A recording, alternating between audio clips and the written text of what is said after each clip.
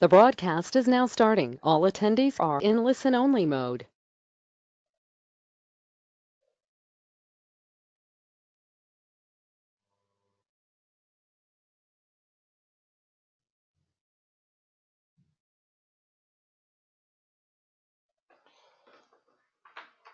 Hello everyone, and welcome to today's presentation. The title of today's webinar is Personalising the Client Experience with Sitecore for Asset Managers and Wealth Managers. Today's presentation is relevant if you're a marketer working within the asset and wealth management space and your website is powered by Sitecore. Today is very much our response to hearing a set of similar challenges from marketers from across this sector and how personalisation has a part to play in solving some of those challenges. So if you're ready, I'll begin. When we speak to clients, there's a common tendency to think that your own challenges are unique to your own organisation. Now, that's not to say that there are some challenges which are very much unique, but the reality is there are a series of common refrains we see popping up time and time again. Number one, generating value for relationships or sales managers. Different companies will call these functions by different names, but in a nutshell, the challenge is the same. How can marketing help the business to succeed and grow by driving and supporting business growth? Measuring the impact digital has in driving business value. Again, this isn't a challenge which is unique to the asset management world. We see marketers from across sectors throw their hands up in frustration at this one, especially in B2B type companies where there's a tendency for people outside of the department to comment that all marketing really does is provide a nice looking brochure. Nothing frustrates a marketer more than hearing that. Producing loads of content but not having any idea if they are effective. This is especially relevant if you produce lots of thought leadership and reports. You have content produced by super smart people, you have a lot of it, but you're not 100% sure if the content is effective, let alone knowing how to report against content effectiveness. Differentiating against the competition. We see this one come up in other sectors as well, such as the law. There's an almost irresistible temptation to look at your competitors for examples of best practice and how you should be doing things. The danger with this is a creeping sameness across competitors' websites. So the question is, how can you be different from the other guys? Data held in different silos. This can be a big challenge for many organisations, but we see it come up time and time again within the asset management space, where data can be spread across multiple different areas. Think customer portals, which invariably tend to be built on a separate platform from the website, CRM, and of course the core website.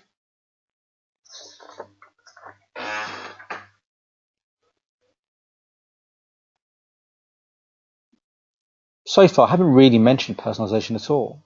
It's certainly not a challenge which we see coming up when we speak to marketers, but we're strong advocates that organisations can differentiate against the competition by delivering a consistently superior customer experience at every digital touchpoint.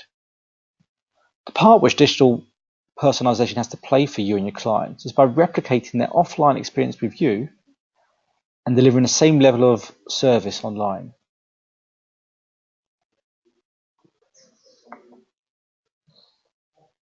So what's the one thing that everyone on this webinar have in common? Well, there's two things. That you all have websites powered by the Sitecore Experience platform, and there's actually quite a lot of you within the asset management space on the Sitecore platform. And the fact that, except in rare circumstances, you have most likely not got the most out of the platform. And how can you tell if that's the case? Well, ask yourself this question. Are you just using the platform as a basic CMS?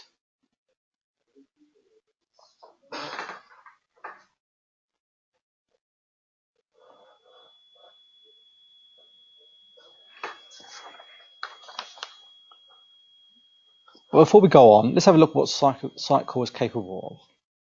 Well, what is Sitecore? Well, Sitecore is built from the ground up as a single unified platform which enables marketers to build adaptive digital experiences which are based on how their customers interact with their brands. And that's where the personalization part comes into play. If you're a marketer using Sitecore, you may be familiar, or you most certainly are familiar with the CMS, content management functionality, the core element of the platform. But layered over that, marketers gain access, in addition to the CMS, to a range of marketing tools, such as optimization tools, such as A/B testing. Personalization is one of them. Marketing automation, email, things like federated experience managers. You can personalize on non-Sitecore websites. So there's a bunch of tools within the platform that you may or may not be familiar with.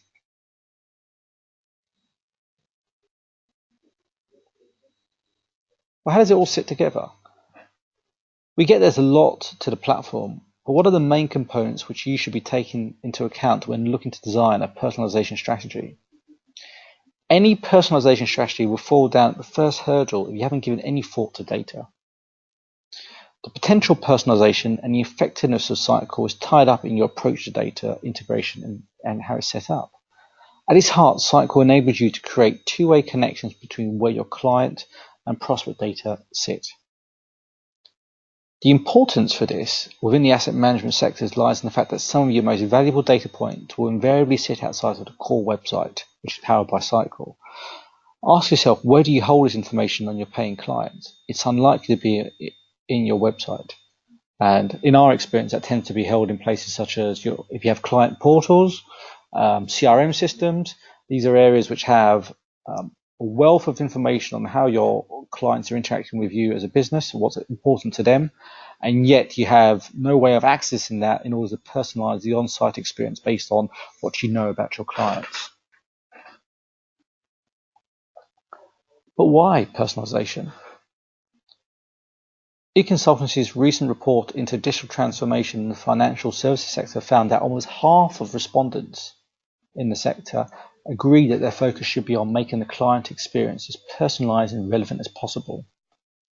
Is this surprising? Well, there's a common denominator with firms within the assets and wealth management space. You invariably produce lots and lots of valuable content.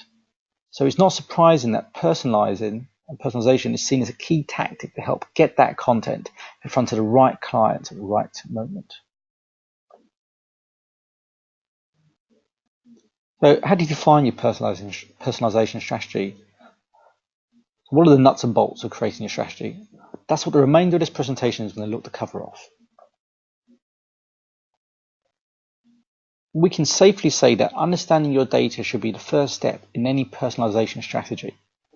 Data can seem scary, but it's really not. When we say understand your data, what we're really getting at is understanding your clients, who they are, where they are, how they interact with you, and what do they want from you. So step 1, building a measurement framework. You could start personalizing straight away, but what would be the point when the dreaded question will always crop up, and it will. So what was the impact? This is where building a measurement framework comes into play. This will allow you to map out what you should be measuring and how. I'll cover more on that in the next slide. Step 2, combine web, CRM, and client portal data. We talked about this before, so I won't retread the same ground, but just to reiterate that combining data is important to the long-term rollout of a robust approach to personalization. We would never advocate that this is where you start. Always start small and use the data you have to build a plan for how you will eventually combine different data stores. Step 3, build marketing and sales dashboards. Remember that original challenge, which I mentioned at the start of the presentation, about marketers struggling to show the impact digital has had on the wider business. The value of creating a measurement framework comes into play when you start pulling that data into a dashboard which can be distributed across departments.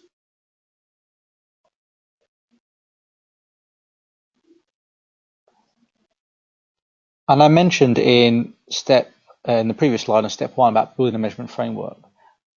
When you're looking to build a measurement framework, it's important to include measurement points. Have KPIs and objectives that sit across the entire length of the customer and marketing funnel. So don't just look at bounce rates, don't look at soft conversions, look at all the measurable moments of impact across your site and then build those into a measurement framework.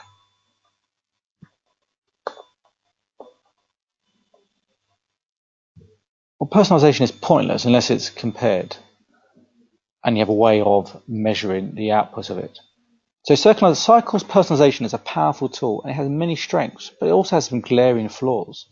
The biggest one we found in our experience is a response to an obvious question we get time and time again. And the question is, when you deploy any form of personalization, what impact did it have? There are two parts of this. The way we go about answering that question, well, so what? Split testing and where do you report on the outcome of personalization scenarios? So first, let's look at split testing. It's super important to be able to test any personalized scenario against the original version in order to determine if the effect was positive or negative. Out of the box, Sitecore doesn't allow you to do this. But the good news, with a little bit of development, this functionality can be baked in.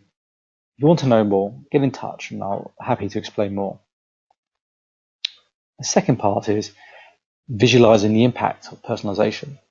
With lots of clients we deal with, Google Analytics tends to be your marketing source of truth. Our recommendation is to manage all your reporting of the effectiveness of personalization within Google Analytics. Now, that's not out of the box. It requires a little bit of development, but like with setting up split testing, it's not an enormous amount of development. A couple of days maximum, you can get it set up. You can have your data pulled into GA, and you can start reporting on the impact of personalization has by comparing a version A versus a version B. Now, let's look at the basic steps involved in building out a personalization framework. So, number one, define your business goals for the following 2 quarters. So we said about starting small. Don't get too worried about the next 12 months or 24 months. Let's start small. So let's just think about what you want to achieve over the next couple of quarters. Speak to key groups within the business. And by that, I mean outside of marketing. Of course, marketing has lots of information, so you should obviously speak to your colleagues.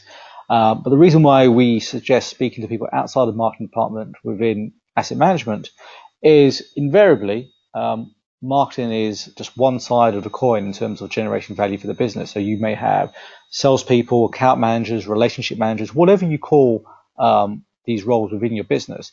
These are the people who have day-to-day relationships with your end clients. So speak to them. And thirdly, map your business objectives against the areas of digital which this will support. Second part is the KPIs and metrics. So as we said before, build your measurement framework. Map your key measurement points against your business growth plans. And one that actually tends to be overlooked is set up analytics to track your measurement points. Now, it's all well and good mapping it all out in an Excel sheet. Now, we then need to take the KPIs and metrics that you would like to benchmark your personalization strategy against and make sure you have this set up in your analytics. So if you tend to use GA, let's make sure you have that correctly set up. You have the dashboard set up, you have your goals and events set up. The third part is insight extraction, so the audience segment and identification. So identify your highest value opportunities. Now, this might be the highest value opportunities might be looking to personalize for your existing clients. Now, the difficulty there might be that data is held in a different system. So the highest value opportunity might be to personalize the experience for returning visitors, as an example. But again, we have to dig deep into the data to define who are your highest value opportunities for now. Define the conversion value for your segments. And third, build a complexity hierarchy and focus on high value and easy to execute opportunities.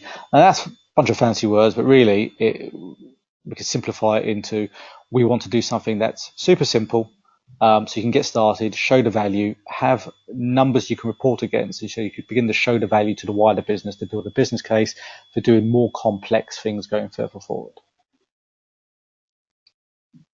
Fourthly, optimization. So we now physically need to build out the personalization plan. So brainstorm your personalization ideas within the marketing team. So the type of experiences that you would like to deliver for your end users.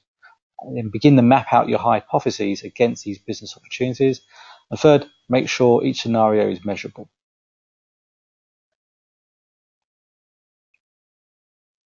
Fifthly, implementation. We always say that 80% of the work involved in personalization is all the upfront strategy and planning, and that's true. That still leaves 20% for implementation, and that's physically setting up personalization strategies, the reporting, the dashboards, but also depending on how your site has been built, there may be an element of development work as well. So, questions to ask yourself: do my personalization scenarios require any development? For example, building out a new component or changing the page template. Number two, who will set up my personalization scenarios? Is it someone within a marketing team? Do you need someone externally? Do you need an outside consultant? But you need to define who's physically going to be setting this up, managing it on a day-to-day basis. And the third question you ask yourself is, how long will any technical work take? And the flip side to that is the length of time involved in any sort of technical implementation offset by the potential value that we're going to generate from implementing this approach to personalization.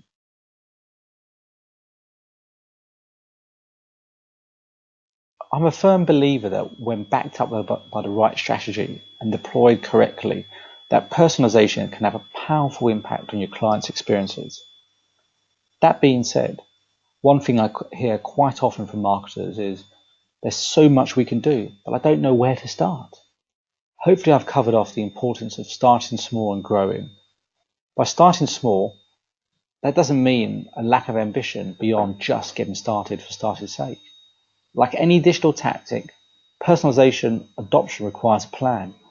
We've worked with countless clients on mapping a personalization strategy against your customer segments and data points. The example on the screen is the model you should be aiming for, and something that we build out for clients that we work with. It's tailored to your unique business and developed to show you and your colleagues the steps you should be taking over the next 12 months to go from basic personalization to deliver something of real lasting value to your end client based on access to all the data you hold on your clients. Well, that brings me to the end of today's presentation. I hope you've enjoyed it, and I hope there's a couple of takeaways you can apply to your own businesses going forward. I'm always available for questions, and I just like to thank everyone for joining us today. Thank you very much.